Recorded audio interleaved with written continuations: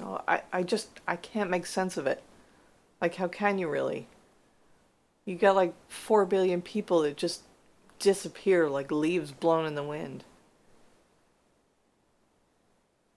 And then the very next week, you've got to watch the planet rip itself to pieces.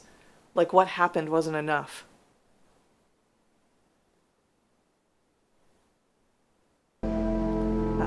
My name's Charlene Dwyer.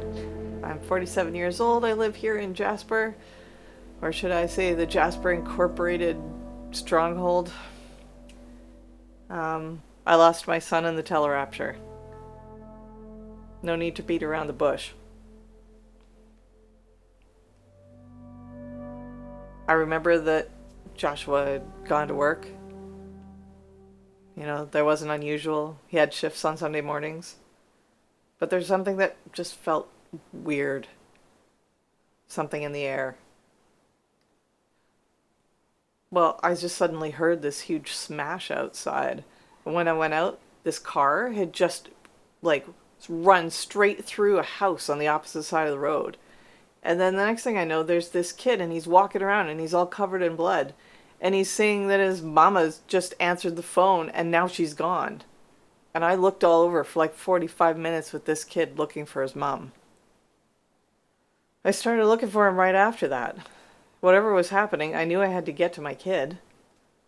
You know, I borrowed a neighbor's phone, and I tried calling him. I called him 7 times, and he never picked up. So I just got in the car, and I started driving. And then out of nowhere, there was just this pile of clothes.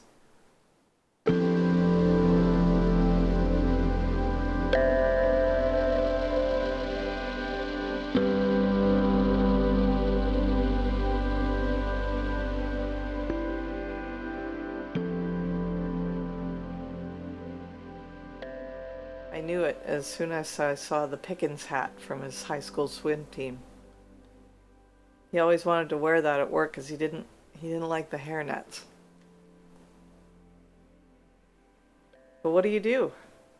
I mean, I looked.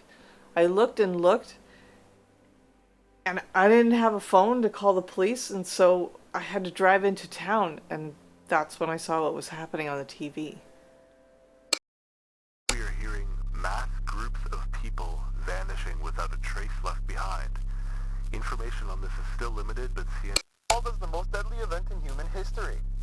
Authorities are still reportedly in the dark, but people are being urged not to answer their phones or make calls. Messy, but losses are already being indicated in the hundreds of millions. Governments are scrambling to understand the source of the disappearances, but haven't been able.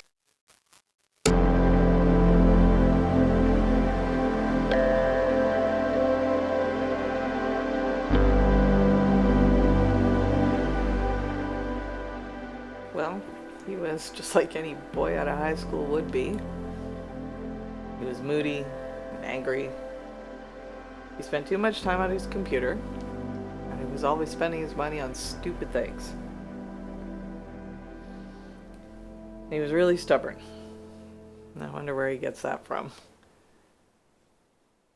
But he was so sweet when he wanted to be. And he had this wide view of the world, more than I ever understood. I wasn't a perfect mom, and he wasn't a perfect son. But I know he loved me, and I loved him more than anything else in the whole world. He had such big dreams. He wanted to get out of Jasper so bad. Not that there's much out there anymore.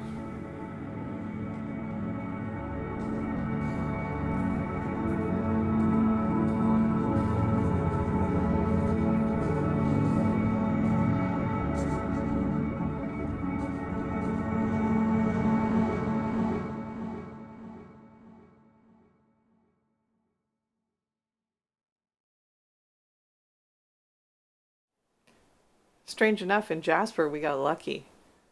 You know, half of Europe went straight nuclear. You can't even live in those places anymore. And then you've got cities turning into Iraq, and you've got oil rigs blowing. It could have been so much worse. But here in Jasper, you'd be surprised how much is still the same.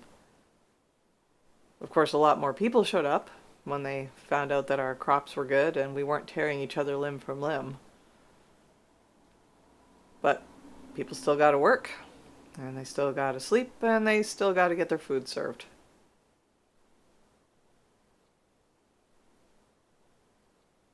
So, in that case, what do you think has changed the most for you?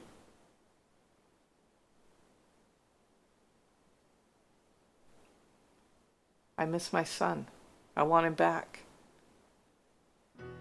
Not a day goes by that I don't want him here, playing his music too loud, having his buddies over in the backyard.